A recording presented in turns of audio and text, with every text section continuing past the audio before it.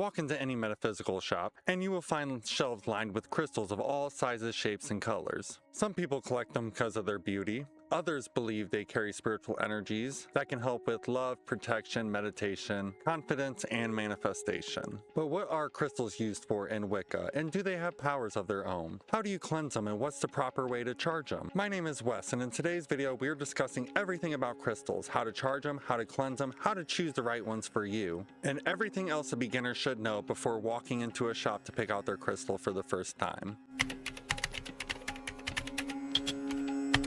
Before we talk about how they're used in Wicca, it's helpful to understand what crystals actually are. Crystals are naturally formed minerals that take thousands and even million years to form underneath the Earth's surface. Because of the way they're arranged, each crystal has a significant geometric pattern, which gives them different appearances and colors. To many Wiccans and witches, that geometric pattern is what gives the crystals their signature powers. One way to think about a crystal is quite like a battery. It holds charge until it's ready to be used. Likewise, with this, many Wiccans and witches believe that crystals can hold, focus, or amplify energy. That does not mean that the crystal itself will do the work for you. Instead, it is viewed as a tool to help focus your intention. Alright, now do crystals really work? This is probably the most common question that people get about crystals, and it really just depends on who you ask. From a scientific perspective, there is no reliable evidence that crystals are able to heal or anything like that. Although many people, including Wiccans, witches, and other pagans,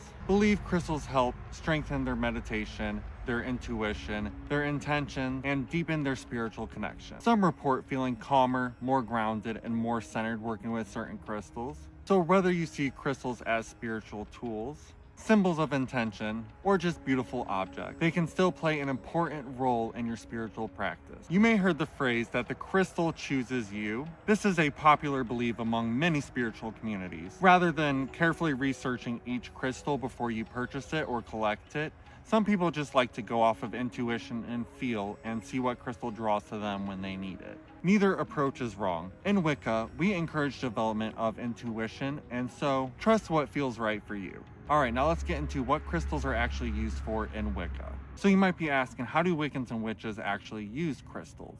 One of the biggest uses for crystals is focused meditations.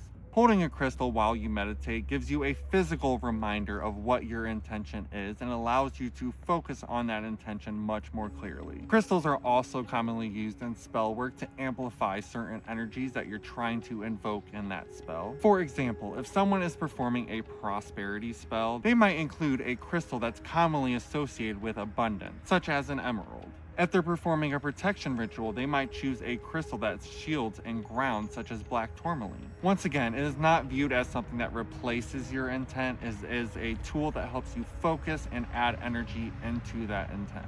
If you're liking this video so far, hit the subscribe button to join our little circle. Leave a like if you learned something new. This really helps the channel and allows me to create more Wiccan content for you guys. Many Wiccans also place crystals on their altar, while some keep the crystals in their pockets. Others, like myself, like to wear crystals as jewelry. A lot of time when I carry crystals around with me, I carry them in my ears. I do own a lot of crystal jewelry, and that's majority of how I carry crystals around with me on a day-to-day basis.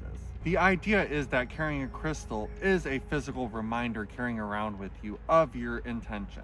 Alright, now we're going to talk about the kind of healing you can do with crystals, and that is spiritual and emotional healing. Like I said, many practitioners work with crystals for spiritual and emotional healing. For example, if you're experiencing loss or grief, you might want to meditate or carry around a crystal that supports comfort, such as like a rose quartz. If you're dealing with stress or lack of sleep, you might want to deal with a calming crystal, like amethyst. And it's important to mention that some witches and Wiccans do believe that you can do physical healing with crystals, but once again, there is no scientific evidence to support this claim.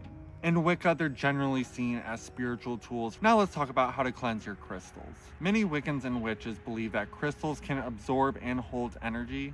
Because of this, it's common to cleanse your crystals every once in a while. You can do this with moon water, you can do it with sage, you can do it with any type of cleansing herb or incense. However, make sure you do your research because not all crystals are able to get wet. So if you do use moon water or some type of salt water or something like that, make sure the crystal is able to be wet. Oh, one thing that I forgot to mention, another great way to cleanse your crystals is during a waning moon. You would go out into your yard, you would dig a little hole, bury all your crystals in there, and allow them to sit until the new moon emerges. After cleansing, many people like to recharge their crystals. One simple method is meditation. You would just sit there, hold your crystal in the hand, hold your dominant hand over top of the crystal, and push as much energy as you can into that crystal while focusing on the intention that is associated with that object. Another very popular method is to leave your crystals outside or on a windsill so you can charge them in the full moon. You can do both methods by laying out your crystals under the full moon and meditating with them and pouring in as much of your internal energy as you're able to into the crystals. First one I'm going to talk about is Phantom Quartz. I will show you guys a close-up of it, but here you go. Phantom Quartz. Used to help navigate life's transitions, release past trauma, and overcome inner fears. This is often linked to the third eye and crown chakra. It is thought to stimulate intuition and provide clarity. This next crystal I have is Amethyst. Once again, I will show close-ups of all of these crystals. Amethyst. This connection is related to spiritual protection, intuition enhancing dreams and sleep, also inner peace associated with the third eye chakra. This next crystal is the crystal that resonates with me the most. I do use this crystal for scrying. I would not recommend using a crystal like this for scrying though, especially for beginners, because it can be quite difficult to get used to. But my fire quartz sphere, I do have another one. Let me grab that. And then I also have this fire quartz pointer. Fire quartz, the stone of balance, grounding, and transformation. An amplifying energy of quartz combined with the stabilizing energy of hematite to enhance focus, transmute negativity, and boost vitality, courage, and manifestation. This one resonates primarily with the lower chakra, the root, the sacral, and the solar plexus, providing emotional resilience and creative motivation. Now, the last one might have been the one I resonate with the most. However, this one is my favorite crystal out of everyone I own, and I have two of them. It's lapis lazuli. I'm probably pronouncing it wrong. I'm not really sure exactly how it's pronounced. That's just how I say it. But I have this lapis tower, and then I have this other lapis. I just think they're really pretty, honestly, and I love the spiritual energies that they emit. Lapis lazuli, a stone of wisdom, truth, and spiritual enlightenment. It is closely associated with the third eye chakra and is commonly used during meditation to enhance intuition, release stress, and shield the barrier from negative energies. Now, I have a lot of this one, so I'm only going to show you one of them. This one you probably know already. This is your basic rose quartz. Energy practitioners often use it to balance the heart chakra, clear away negative emotions, and invite compassion, self-forgiveness, and deeper relationships. Okay, I'm going to show you two different variations of this crystal. This is a black tourmaline and clear quartz. Then this, hopefully you guys can see that well, is a black and white tourmaline tower. Black tourmaline, cleansing, grounding, protection, and stress and anxiety relief. These are all the energies that this one associates with.